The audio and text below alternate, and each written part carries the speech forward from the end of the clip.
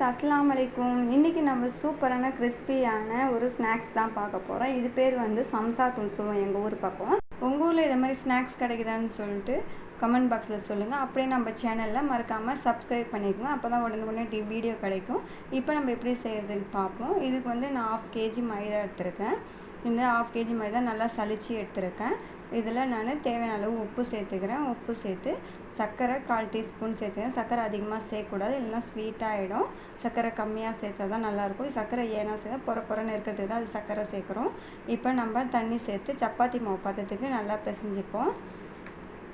நல்லா கெட்டியாக பேசிடணும், அப்போ தான் நல்லாயிருக்கும். இது தண்ணியாக ஆகிடுச்சின்னா இப்போ நமுத்துறோம். இந்த மாதிரி கெட்டியாக நம்ம பிசைஞ்சிப்போம். இப்போ இது நல்லா பிசைஞ்சாச்சு. பிசைஞ்சு நம்ம மேலே கொஞ்சம் ஆயில் அப்ளை பண்ணிப்போம். அப்ளை பண்ணினா கொஞ்சம் சாஃப்டாகும், அதுக்காக தான். அப்ளை பண்ணிவிட்டு ஒரு 1/2 hour அப்படியே மூடி வச்சுருவோம்.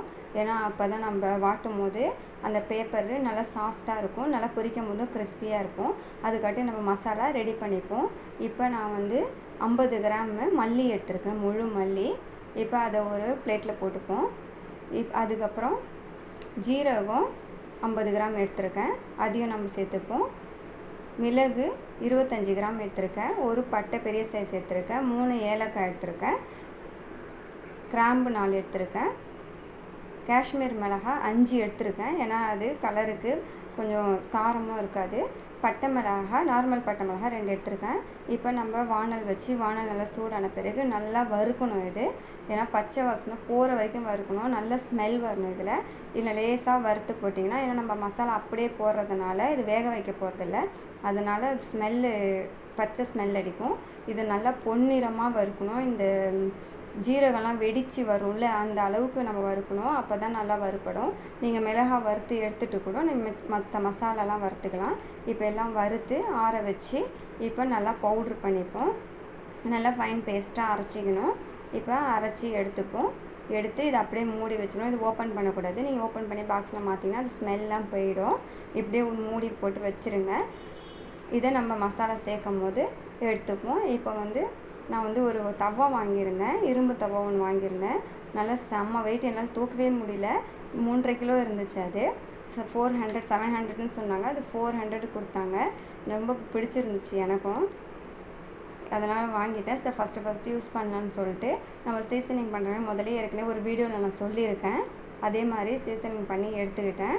இப்போ எடுத்து நல்லா வாஷ் பண்ணிவிட்டு நல்லா வெங்காயத்தை போட்டு நல்லா வதக்கி 2 தடவை போட்டால் கூட நீங்கள் போதும்.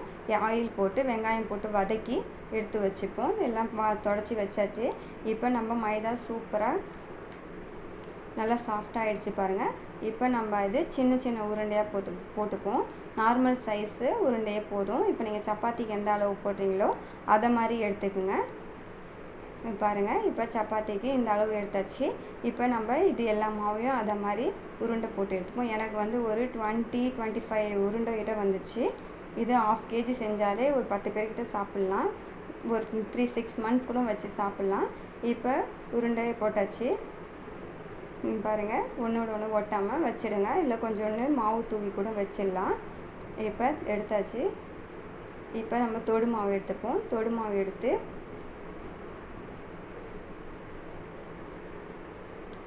இப்போ பாருங்கள், இதை நம்ம நல்லா வாட்டிப்போம். சப்பாத்தி அளவுக்கு மெலிசாக வாட்டணும்.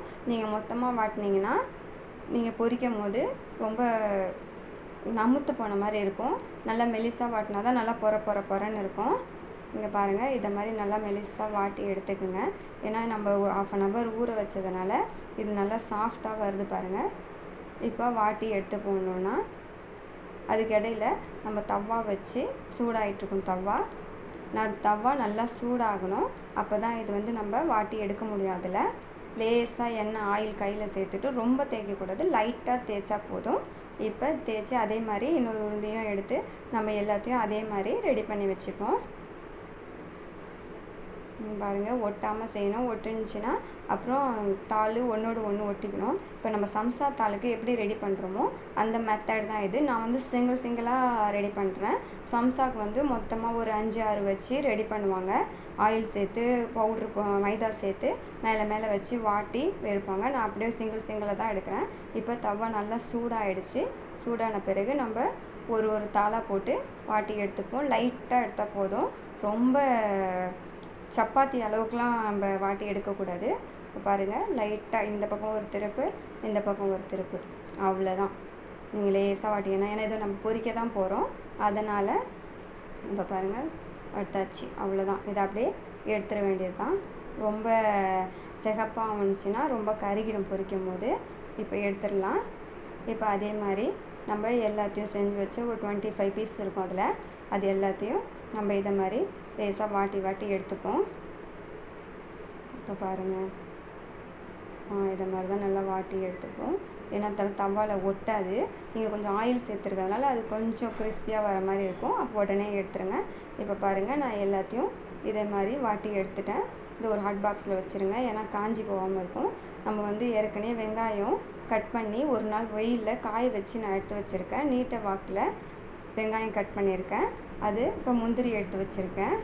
இப்போ நான் வந்து 200 கிராம் முந்திரி எடுத்திருக்கேன். உங்களுக்கு கம்மியாக போனால் 150 கிராம் கூட எடுத்துக்கலாம்.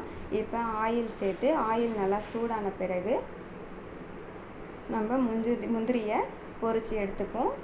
லேசாக ஃப்ரை பண்ணால் போதும், ரொம்ப ஃப்ரை பண்ணாதீங்க, கருகிடும். லேசாக கலர் வந்தாலே நீங்கள் எடுத்து ஆற வச்ச பிறகு அது நல்ல கலர் கொடுக்கும். பாருங்கள், லேசாக இதை மாதிரி சிம்மில் வச்சு நீங்கள் ஃப்ரை பண்ணுங்கள். இப்போ கலர் அது மாறிடுச்சு. இதை எடுத்துருங்க உடனே, இல்லைன்னா பட்டுன்னு கருகிடும். இப்போ அதே மாதிரி நம்ம 200 கிராம் முந்திரியும் ஃப்ரை பண்ணி எடுத்துப்போம். இப்போ அதே ஆயிலில் நம்ம எடுத்து வச்சுருக்க வெங்காயத்தை, இது 1 டே வெயிலில் காய வச்சு, படிக்கிற வெயிலுக்கு 1 டே காய்ஞ்சாலே போதும். நான் வந்து 1 கிலோ வெங்காயம் கட் பண்ணி காய வச்சுருக்கேன். இது சீக்கிரமாக பொரிஞ்சிடும், ஏன்னா நம்ம வந்து வெயிலில் வச்சுருக்கனால கொஞ்சம் காஞ்சிருக்கும், ஈரப்பதம் இல்லாமல் இருக்கும். இப்போ பாருங்கள், இதே ஃப்ரை பண்ணி எடுத்துப்போம். கொஞ்சம் விட்டிங்கன்னா கருகிடும். எனக்கு லாஸ்ட்டாக ஃபைனலாக ஒரு டைம் கருகிருச்சு. அதனால் பார்த்து சிம்மில் வச்சு பொரிச்சிடுங்க. ரொம்ப சிம்மில் வச்சிங்கன்னா எண்ணெய் இழுக்கும். இப்போ ஃப்ரை பண்ணி எடுத்தாச்சு. இப்போ பெரிய பேன் ஒன்று வச்சுப்போம். பேனில் நம்ம ஆயில் சேர்த்துப்போம், ஏன்னா இப்போ நம்ம வாட்டி வச்சுருக்க அந்த பேப்பரை பொரிக்கணும். இப்போ ஆயில் சேர்த்து, ஆயில் நல்லா சூடான பிறகு பொரித்து எடுத்துப்போம். ஏன்னா நம்ம வந்து அது கொஞ்சம் பெரிய வேலை தான், நம்ம வேலையாக இருந்தாலும் ஆனால் டேஸ்ட்டாக இருக்கும் சாப்பிட்றதுக்கு. ஒரு 6 மந்த்ஸ் வரைக்கும் வச்சு சாப்பிட்லாம். இதில் வந்து எந்த சிக்கு வடை எதுவுமே இருக்காது. நல்லா கிறிஸ்பியாக இருக்கும், டேஸ்ட்டாக இருக்கும். ஸ்வீட் சாப்பிடாத பசங்களுக்குலாம் இதெல்லாம் கொடுத்தீங்கன்னா அவங்களுக்கு ரொம்ப பிடிச்சிருக்கும். சும்மா வடை பஜ்ஜி இதை மாதிரி சாப்பிட்றதுக்கு இதை மாதிரி ஏதாவது ஒரு ஸ்நாக்ஸ் நம்ம செஞ்சு சாப்பிட்லாம். ஆனால் கொஞ்சம் கஷ்டமாக இருந்தாலும் நல்லா டேஸ்டியாக இருக்கும். இப்போ நம்ம இதை நல்லா ஃப்ரை பண்ணி எடுத்துப்போம்.